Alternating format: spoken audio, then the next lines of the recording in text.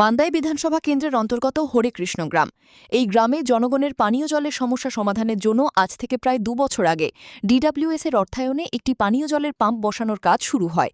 কিন্তু রহস্যজনকভাবে মাঝপথেই বন্ধ হয়ে যায় পাম্প নির্মাণের কাজ। পরে আর হলই না নির্মাণ এই ওয়াটার পাম্প। স্থানীয়দের দাবি, সংশ্লিষ্ট দপ্তরের নির্মাণের কাজের বিল দেয়নি দপ্তর, তাই কাজ স্থগিত করে রেখেছে। এই নিয়ে ডিডব্লিউএস-এর ভূমিকায় ক্ষোভ প্রকাশ করে জনতা। 2 বছর মতো হয়েছে। 1.5-2 বছর কেন বদ্ধ হয়েছে? মানে বিল পাইছে না বলে কইছে, বিলগুলি পাচ্ছে না। পাচ্ছে না। সরকারের যেটা কাজগুলি কেন বিল পাচ্ছে না? এতো আমি তো জানি না কি ওই অফিস থেকে কইছে কে কাজ করছে? নাম কি ওনার? নাম যে তো ঠিকাদার আমি ইঞ্জিনিয়ারের নাম নাই, কি? কি জানি মারা না কি জানি না আছে এসটিপি নাকি। তারপরে 2 বছর হয়ে গেছে, তারপরে এখন পর্যন্ত কাজটা ধরেনি।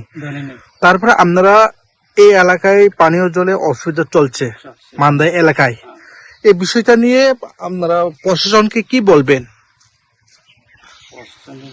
মানে তাড়াতাড়ি যদি কাজটা করে দিলে ভালো হইব, কি মানুষের যে জনগণের ভালো হইব, কি জলদি তাড়াতাড়ি যদি এই কাজটা যাতে সুবিধা হয়।